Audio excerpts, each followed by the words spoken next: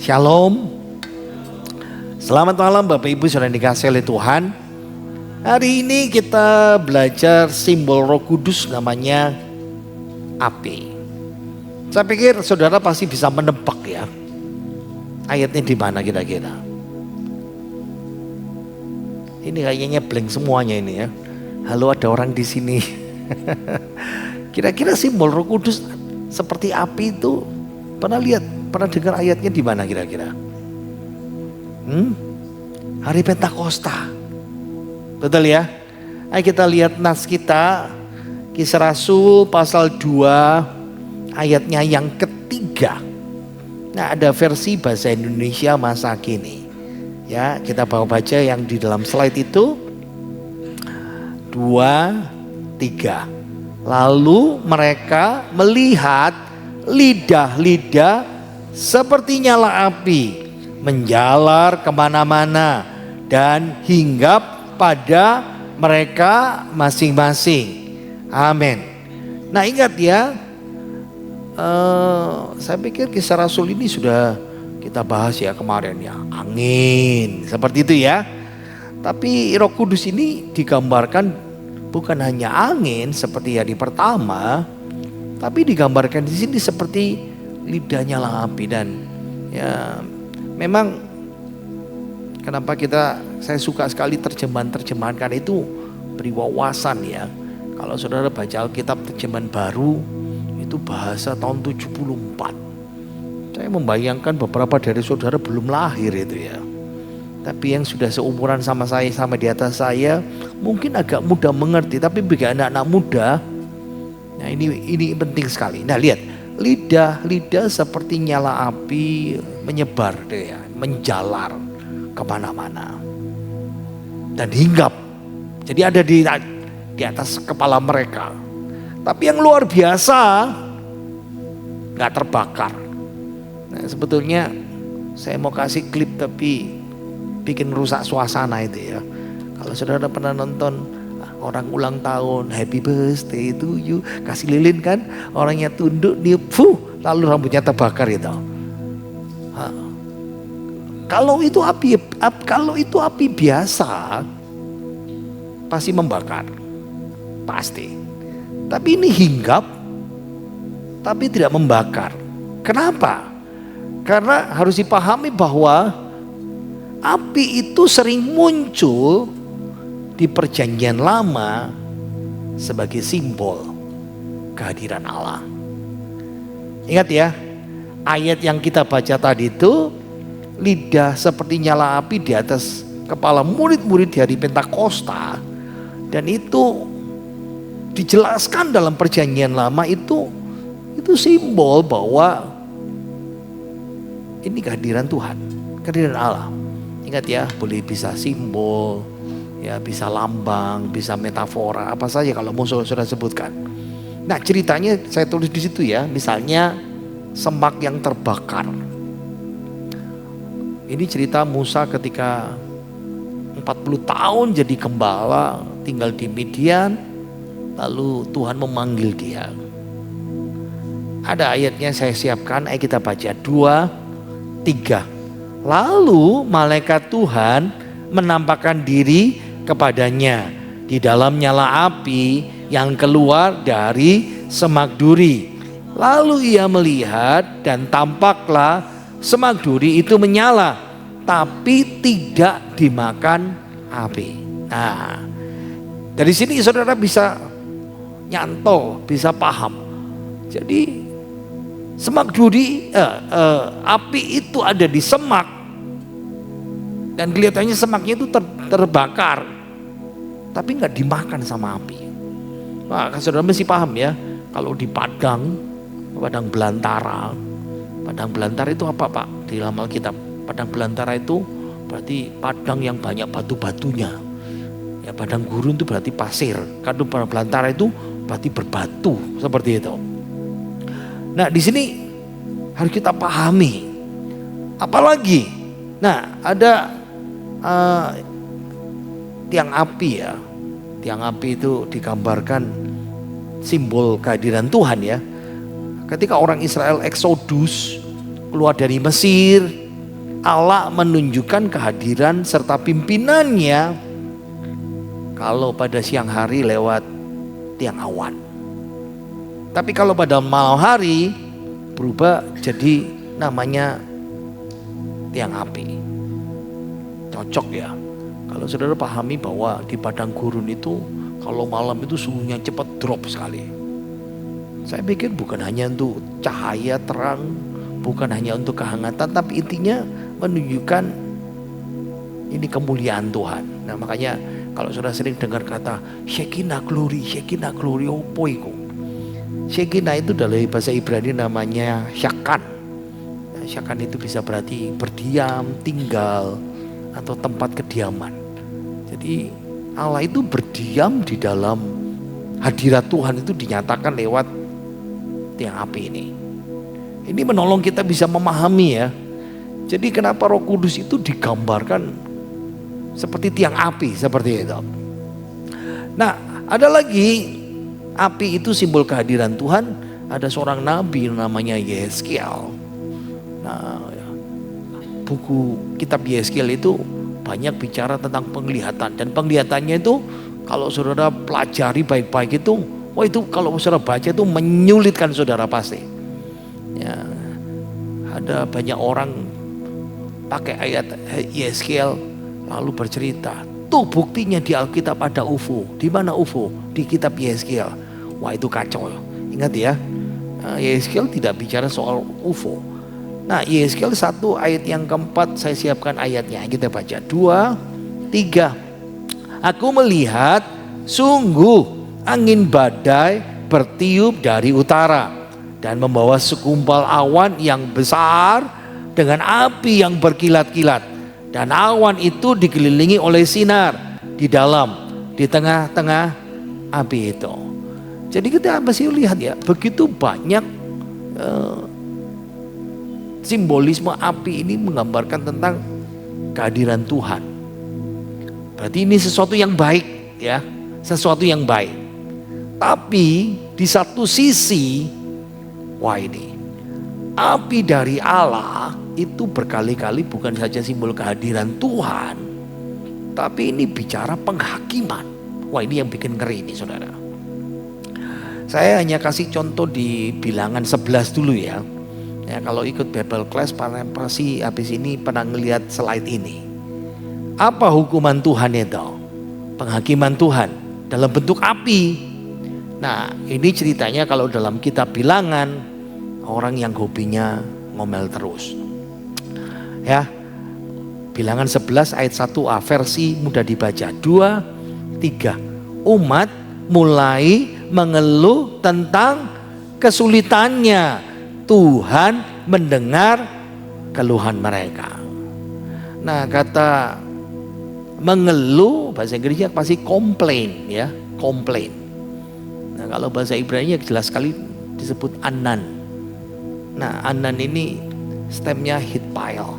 Hitpail ini stem paling dikit. Jadi misalnya stem apa ya, stem yang paling itu namanya kal. Tapi ini kasus-kasus yang jarang hitpail. Hitpail itu berarti mengekspresikan tindakan yang refleksi kayak gini ya. Jadi ngomel, tapi ngomelnya dalam diri. Kayak gitu ya. Nah itu. Jadi ngomel padahal mereka sudah dipelihara sama Tuhan. Ngomel padahal tiap hari dikasih mana sama Tuhan. Dalam Septuaginta itu apa ya? Jadi Alkitab Perjanjian Lama bahasa Ibrani terjemahkan bahasa Yunani 200 tahun sebelum Kristus dipakai kata guguso. Nah guguso ini dalam Alkitab Perjanjian Baru itu ditulis di Filipi pasal 4 ayat 14. Sama. Kita baca firman Allah yang hidup. 2, 3. Apapun yang saudara lakukan, jangan mengeluh dan berbantah-bantah. Nah ini dipakai kata gogusmos ya, sama dari geguso itu ya.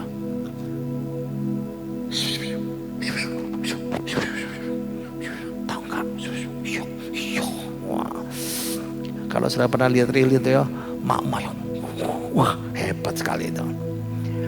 Oke, ini hobi semua orang. Saya tidak mengeluh,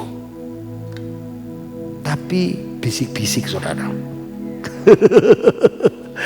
Ngerasani. Wow. Sama enggak?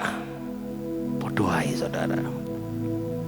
Gugusmos itu ketidaksenangan tersembunyi yang tidak secara terbuka diakui. Kalau suami istri kan gampang kan, apa ngomel lah ya gitu kan. Tapi kalau sama orang lain di gereja, di pelayanan, sama orang yang mungkin kita sungkan,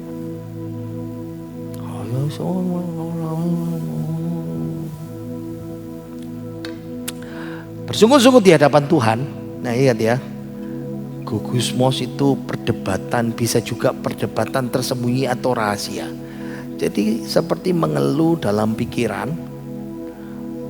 ada ketidakpuasan secara umum, lalu kasak kusuk, omong-omong diri sendiri, kelompok sendiri, membicarakannya di belakang. Nah itu menjadi dosa. Jadi di belakang. Saya keluarkan semua bahasanya ya. Grundel, bergumam, berdengung gremeng kayak tawon gitu ya. Oh no, seperti itu.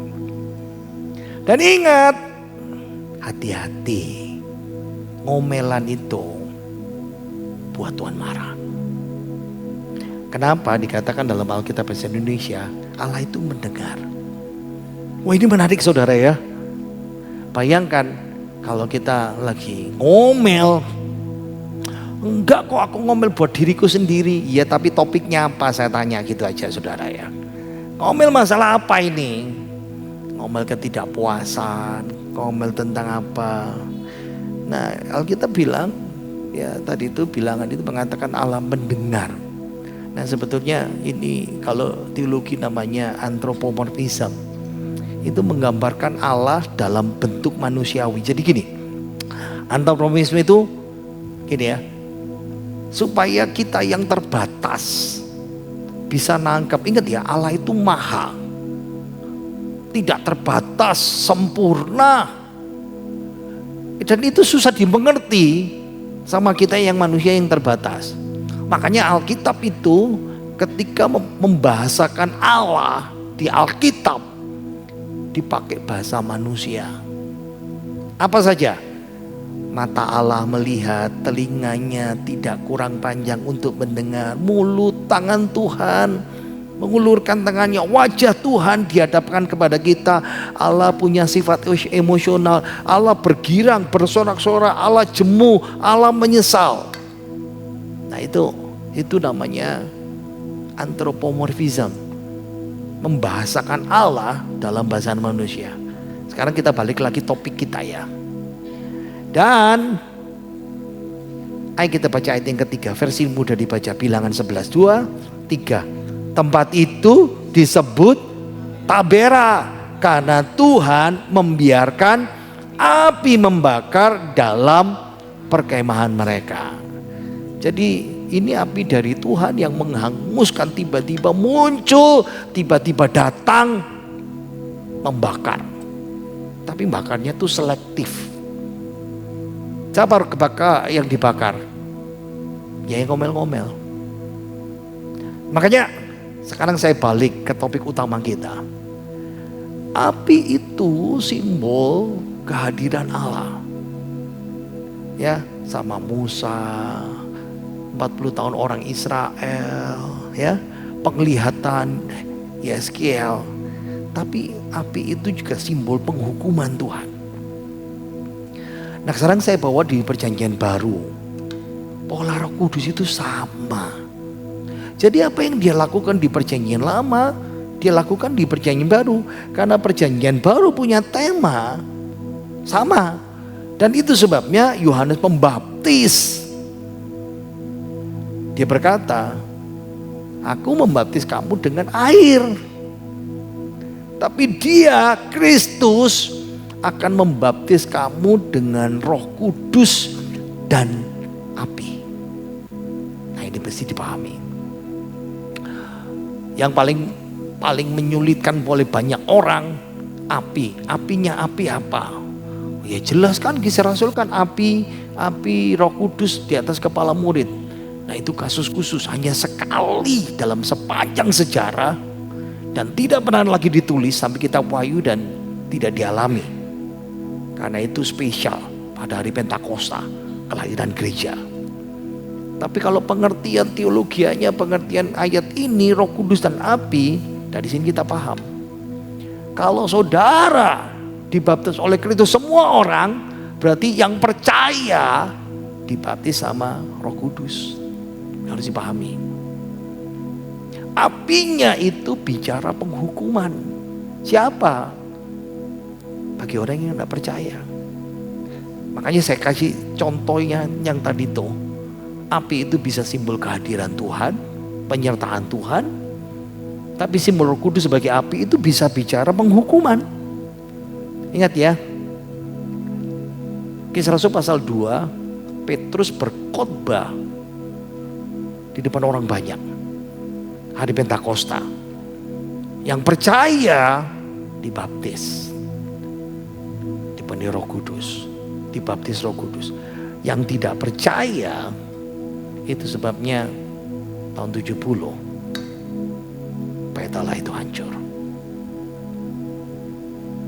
Dan orang Israel sampai sekarang tidak punya Bait Allah. Harus dipahami. Api itu juga tanda kuasa Tuhan. Di Hakim-Hakim, Tuhan terima persembahannya. Saya ngeliat di situ karena mau nggak mungkin lihat monitor sini, saudara. Ya lihat monitor situ, saudara, ya gampang di situ. Roh Kudus itu sebagai tanda apa? Lambang api dari Tuhan, membakar persembahannya Manoah. Ini papanya Simpson ini. Dia terima sama Tuhan. Nah, kalau saudara lihat serinya Elia, itu tanda ajaib api Tuhan yang menjawab doanya Elia dan membakar persembahannya Elia dan orang Israel bertobat. Jadi kenapa Roh Kudus digambarkan seperti api harus dipahami. Ada dua sisi yang harus kita lihat seperti ini. Saya pada lagi di Perjanjian Lama, api itu penting untuk korban di Perjanjian Lama. Jadi ceritanya gini. Israel kan keluar dari Mesir, itu kan ditulis dalam kitab Keluaran. Kitab Keluaran itu lahirnya sebuah bangsa, namanya bangsa Israel. Nah, setelah Israel lahir, lalu kitab Imamat ditulis. Nah, kitab Imamat ditulis itu kira-kira cuma 1 bulan, ya. Dan di situ Tuhan mulai berikan namanya undang-undang, konstitusi, undang-undang dasar. Makanya dalam kitab Ulangan itu diatur 2 bagian, ya. Bagaimana hubungan sesama, bagaimana hubungan dengan Tuhan. Itu yang diatur dalam kitab Imamat, ya, seperti itu. Lalu Tuhan ngajarin sistem korban yang baru melalui mezbah. Dan ketika mezbah pertama kali setelah dibuat di kitab Keluaran, Tabernakel itu dibuat Keluaran pasal 25 sampai 40 ya. Nah, lalu dalam kitab Imamat ini mulailah Tuhan menguduskan Harun dan anaknya jadi imam, lalu menguduskan mezbah korban bakaran. Dan untuk pertama kalinya ketika mereka bikin mezbah dan ada korban di situ, Tuhan kirim apinya sendiri. Dan Allah itu memerintahkan para imam, kalau bilang imam itu berarti keturunannya Harun, ya, untuk menjaga supaya api itu tetap menyala. Dan tidak boleh ambil namanya api asing. Dan dalam cerita Imamat 10 itu anak Harun, Nadab dan Abihu membawa api dari luar. Wah, itu api asing. Hanya salah itu saja. Tuhan murka dan boom, mati kedua-duanya.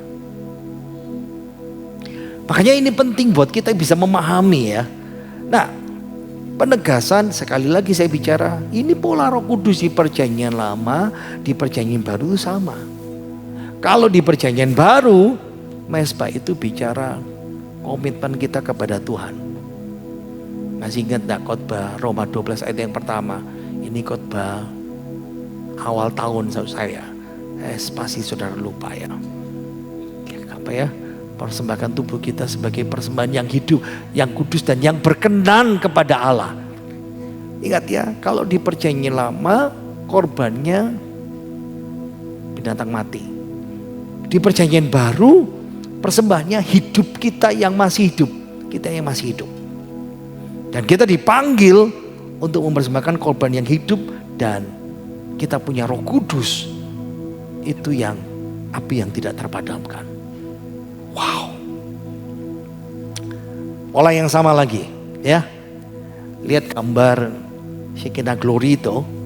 Di Perjanjian Lama Allah itu menunjukkan kehadirannya sama orang Israel lewat pada malam hari ya. Pada kemah suci, pada tabernakel itu dengan api. Nah, kehadirannya api ini jelas sekali ya. Terang dan bimbingan. Nah, kalau di Perjanjian Baru polanya apa? Allah membimbing kita, menghibur kita dengan apa? Ya sama, Roh Kudus. Roh Kudus yang berdiam dalam kita. Dan jangan lupa, tubuhmu adalah tabernakel. Tubuhmu adalah bait Roh Kudus. Bait Allah yang hidup. Di mana Roh Kudus diam di dalam kamu. Jadi jujur aja ya, saya nyiapin berjam-jam untuk khotbah hanya 25 menit gini ya. Tapi saya sangat diberkati. Karena selama ini cuma belajar simbol Roh Kudus. Api ya, api adalah sumber kekuatan, bikin angkat dan macam-macam. Itu aja yang diterangkan. Tapi ketika saya menyelidiki firman Tuhan, wow, luar biasa seperti itu. Oke, apa penerapan buat kita? Roh Kudus itu menciptakan bagi kita seperti gairah ya. Waktu Tuhan Yesus bangkit, semua murid lemes. Tidak ada 2 murid dari Emmaus berjalan dengan Yesus. Berjalan-jalan lalu Yesus ada di tengah-tengah mereka. Dan Yesus menegur ketidakpercayaan mereka. Buka pikirannya dengan firman Tuhan dan semuanya. Dan ketika dia memecahkan roti dan barulah mereka sadar. Oh ini Yesus. Lalu Yesus menghilang. Dan murid-murid itu balik ke Yerusalem. Ya 15 kiloan lah, 12-15 kilo. Dan ketemu di ruangan atas itu dan bertemu dengan murid yang berkata. Waktu kita ngomong sama dia, hati kita berkobar-kobar. Bapak Ibu Saudara, gimana semangat kita sama Tuhan sekarang ini? Ingat ya, setelah Petrus, Andreas, Yohanes 12 murid ya, dan 70 murid, dan 500 murid, habis terima Roh Kudus di hari Pentakosta, sepanjang hidup mereka punya semangat, dengan berani menyampaikan firman Tuhan. Ini yang sebenarnya masih dipahami ya. Kenapa? Belum keluar semuanya. Kenapa kok bisa seperti ini? Karena gambarannya di sini tadi tuh. Kalau di tabernakel di waktu keluaran, waktu orang Israel di padang gurun, Allah ada di dalam Shekinah Glory, ada di dalam tabernakel itu dan dilambangkan, simbolkan dengan kehadiran api. Nah, di Perjanjian Baru tubuh kita ini bait Roh Kudus, bait Allah, di mana Roh Kudus tinggal di dalam kamu. Jadi seharusnya hidup kita semangat, ya. Kenapa kita nggak semangat? Karena ada dosa di dalam biasanya kita.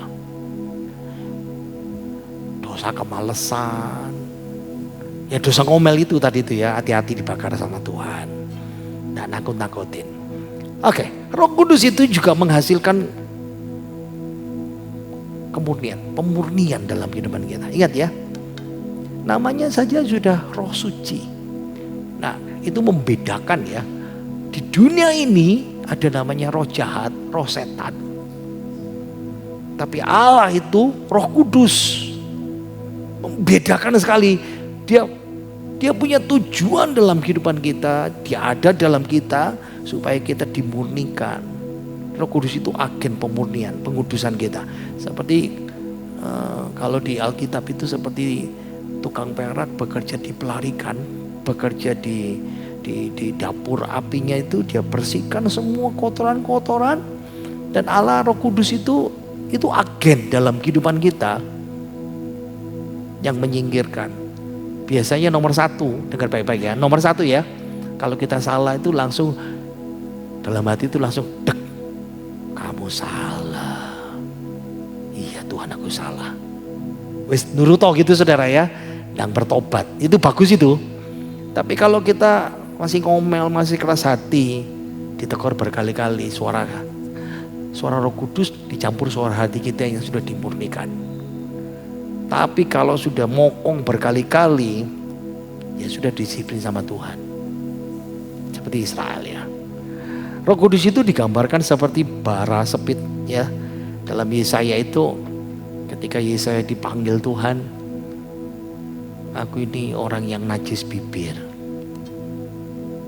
hatiku tidak suci, dan kita dikuduskan Tuhan. Makanya penting ya buat kita. Saya saja mau khotbah, Tuhan sucikan, kuduskan Tuhan, aku gak layak Tuhan, aduh Tuhan beri taruh perkataanmu dalam mulutku Tuhan. Nah ini seperti itu, pahami ya. Dan Roh Kudus itu digambarkan seperti tiang api. Nah ingat ya, dia penuntun, pelindung, dia memimpin kita lewat kegelapan rohani kita. Kadang-kadang hidup kita ini gelap sekali, gak ngerti mau kemana. Minta sama Roh Kudus menolong saudara. Saudara, saya mau kasih tutup dengan suatu kisah nyata, yaitu pernah nonton balon udara ya. Saya ambilin di gambarnya di Turki, Kapadokia. Jangankan saudara, saya juga kepingin saudara naik balon ini saudara ya. Wow, apa yang saya mau ceritakan hubungan dengan Roh Kudus? Sederhana ya. Orang bisa naik balon udara ini. Balon udara itu tidak langsung tiba-tiba kita diangkat sama helikopter, diangkat, ditransfer ke situ, tidak bisa. Balonnya bisa hancur dan pecah ya. Balon itu dimulai dari digeletakkan di tanah. Ingat ya, ini balonnya, lihat gambarnya itu. Balonnya besar sekali. Tergeletak di tanah, harus ditoto baik-baik, kainnya kanvasnya itu talinya nggak bisa terangkat, harus dengan proses. Lalu ketika sudah mulai mengembang, udara panas dari api dimasukkan berkali-kali sampai dia tegak berdiri. Begitu tegak berdiri, penumpang segera masuk, ditahan karena udara panas itu membawa naik ke atas. Sebetulnya ini gambaran sama persis ya. Itu kadang-kadang kita berusaha dalam banyak hal. Dan ingat ya, Roh Kudus itu yang mengangkat hidup kita semuanya. Tuhan mengangkat kita jauh tinggi, mengatasi segala-galanya. Betul ya? Roh Kudus itu yang mengangkat kita melihat daya pikat Tuhan. Daya pikat rohani itu harusnya lebih tinggi daripada daya dalam dunia. Kita lihat klipnya. Jim, matikan suaranya Jim. Dalam nama Yesus klipnya jalan. Belum saya cek tadi itu ya.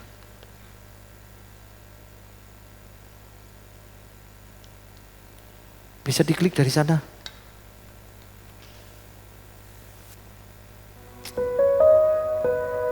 Oh, udah ketok.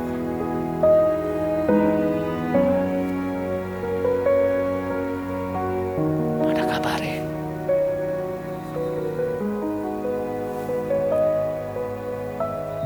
Aduh sayang sekali saudara. Jo, kamu bisa klik di situ Jo. Terakhir aja Jo. Nah, ya itu tadi tuh. Nah ini. Jadi balonnya itu lihat dah dari subuh dikasih kipas angin, dari tidur orang masuk di dalam itu. Begitu sudah menaik, lihat ditidurkan itu ya. Api mulai dinyalakan. Nah, ini hampir sama seperti Roh Kudus bekerja dalam kehidupan saudara dan saya. Sepanjang pagi subuh itu dinyalakan terus. Karena udara panas kan lebih ringan kan, penumpang segera naik.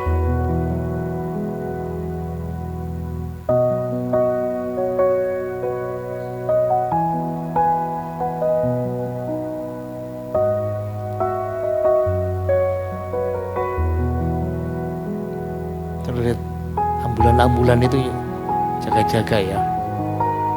Wow, keren sekali ya. Tapi saya membayangkan istri saya yang penakut berani apa enggak ya naik itu.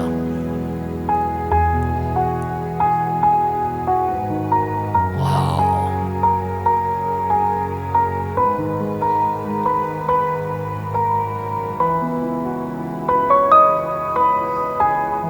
Ini di Turki.